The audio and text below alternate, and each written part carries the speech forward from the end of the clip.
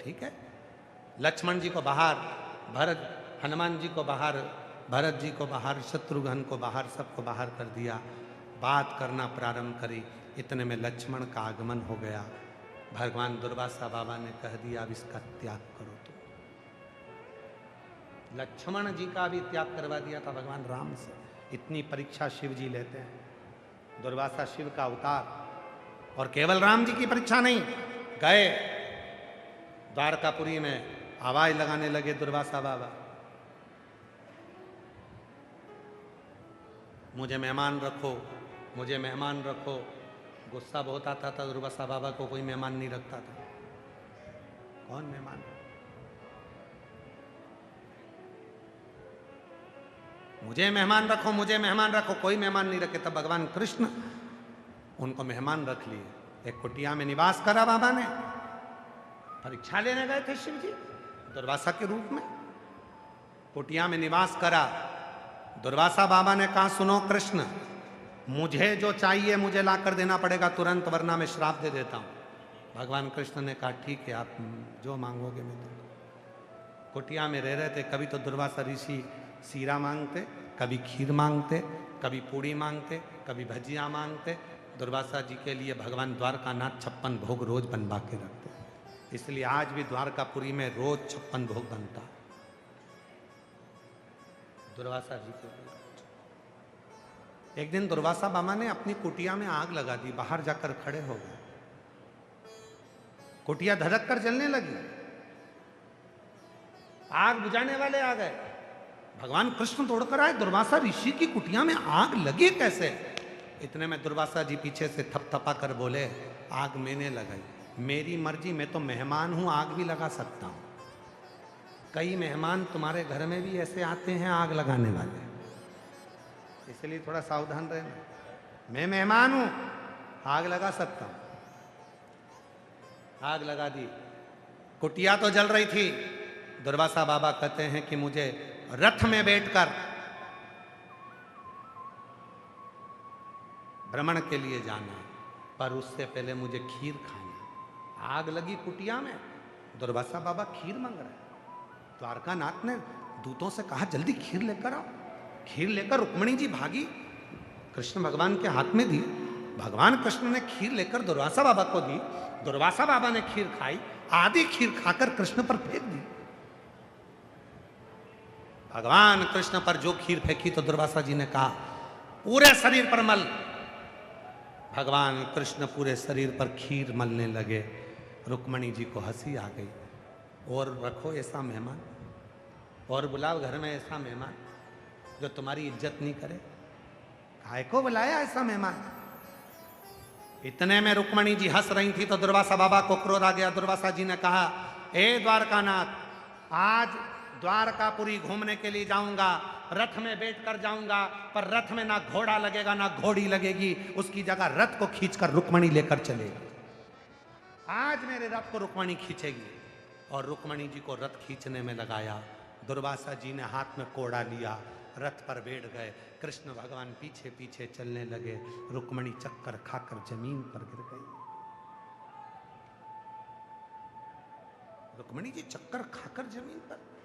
शिव परीक्षा कैसे लेते हैं ये देखिए। जैसे ही जमीन पर गिरी तो दुर्वासा बाबा ने जल का छींटा दिया, रुक्मिणी जी को उठाया। हे कृष्ण, इस रुक्मिणी ने मेरी हंसी उड़ाई है, इसलिए इस रुक्मिणी को तुम अपनी द्वारकापुरी से दूर कर दो। आज भी द्वारकाधीश के मंदिर में रुक्मिणी जी का मंदिर द्वारकापुरी में नहीं है। द्वारकाधीश के मंदिर से कई किलोमीटर दूर रुक्मिणी का मंदिर बना है। दुर्वासा बाबा ने उनको दूर करा। हंसी। और कृष्ण, मैंने जो खीर खाई थी तेरे शरीर पर फेंकी थी, तुम्हारे शरीर पर मलने का बोला था, तुमने पूरे शरीर पर नहीं मली। भगवान कृष्ण कहने लगे, स्वामी पूरे शरीर पर मलिए, पूरे शरीर पर। पांव का तलवा तो रह गया, पांव के नीचे का तलवा छूट गया खीर लगने से। भगवान कृष्ण बोलते हैं, आपकी खाई प्रसादी थी, उस प्रसाद को पांव के तलवे में कैसे लेता। दुर्वासा बाबा जी ने कह दिया, अब तुम्हारे प्राण जाएंगे तो पाँव के तलवे से जाएंगे। इसलिए जरा नाम के व्याघ्र ने जो पाँव छोड़ा था वह भगवान कृष्ण के पाँव के तलवे में लगा था, क्योंकि वहां दुर्वासा की खीर नहीं लगी थी। अब जरा विचार करिए, दुर्वासा शिव का रूप, शंकर भगवान पर चढ़ा हुआ जल, शिव का प्रसाद। शिव महापुराण की विद्येश्वर संहिता में लिखा है, शंकर भगवान का प्रसाद यदि तुम्हारे हाथ में आ जाए, उसको लेने में एक क्षण की देरी मत करो, उसको प्रणाम करो और शिव जी का प्रसाद धारण करो। क्यों? वो शिव का प्रसाद हमें कवच प्रदान कर देता है, कवच दे देता है।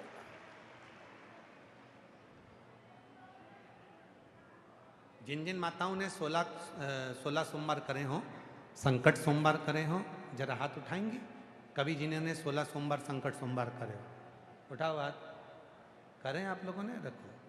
16 सोमवार की कथा में वर्णन आता है कि 16 सोमवार का जो प्रसाद होता है, संकट सोमवार का जो उद्यापन होता है, 16 सोमवार का जो उद्यापन होता है, उस उद्यापन का जो प्रसाद चूरमा होता है, उस प्रसाद को रात भर नहीं रखा जाता, उस प्रसाद को उसी दिन समाप्त करना पड़ता। शिव के प्रसाद को लेने में देरी नहीं कर सकते।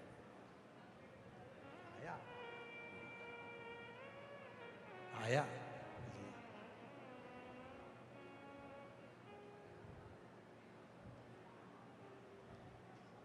भंडारा गए हो? हम महाराष्ट्र वाले भंडारे की बात नहीं कर रहे, हम यहीं पे भंडारा चल रहा है उसकी बात कर रहे हैं। भंडारा गए हो? अरे बोलो तो जम के। यहाँ जो कथा का जो भंडारा चलता है ना, उसका कभी दर्शन करा तुम लोगों ने कि नहीं करा? करा? बड़े बड़े सेठ जिनके घर में कोई 4-6 नौकर लगे हैं, वो भी भंडारे की लाइन में लगकर प्रसाद को पाने के लिए तैयार खड़े हैं। क्यों? उनको मालूम है ये शिव महापुराण का वो प्रसाद है जिसको लिया और कवच धारण कर लिया, जिंदगी में से रोग को मुक्त कर लिया। महाराज जी सीहोर कुबरेश्वर धाम पर प्रतिदिन, आप भी आए हैं, लगभग 25 से 30 हजार लोग रोज आते हैं। बाहर इतनी होटलें बनी हैं पर कोई भी होटल का भोजन सुबह का समय लेता ही नहीं। जितने लोग कुबरेश्वर धाम आएंगे वो सुबह का भोजन बाबा के धाम में ही पाएंगे। उनको मालूम है कि ये कंकर शंकर की धरा का प्रसाद है, इसको ले लिया, कवच धारण। और ये कवच एक दिन का नहीं, स्वयं भगवान दुर्वासा ऋषि के रूप में भगवान शंकर गए। भगवान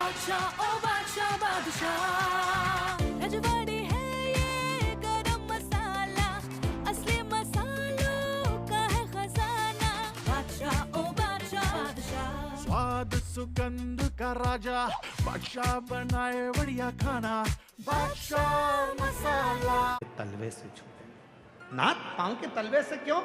मैंने खीर प्रसाद दी थी, अगर वो प्रसाद पूरे शरीर पर लगा लेते तो बाण आता, जरा नाम का व्याघ्र छोड़ता, तुम्हारे लगता नहीं, उससे कुछ होता नहीं। पर पांव के तलवे में वो बाण लगा और भगवान कृष्ण को प्राण त्यागना पड़ा। शिव के प्रसाद में, शिव के प्रसाद।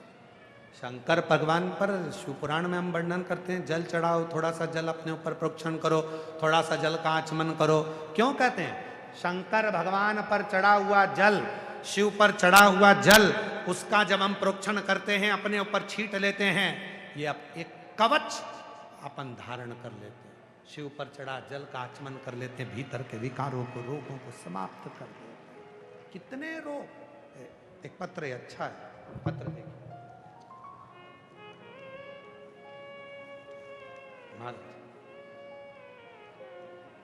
शिव का चढ़ा हुआ जल का पत्र देखिए, पढ़िए। मेरा नाम गुड्डी वैष्णव, पता आजाद नगर भीलवाड़ा की रहने वाली हूँ। कहीं बैठी हैं गुड्डी वैष्णव? कहीं बैठी हो तो हाथ हिला सकती हैं। गुड्डी वैष्णव, आजाद नगर भीलवाड़ा की रहने वाली।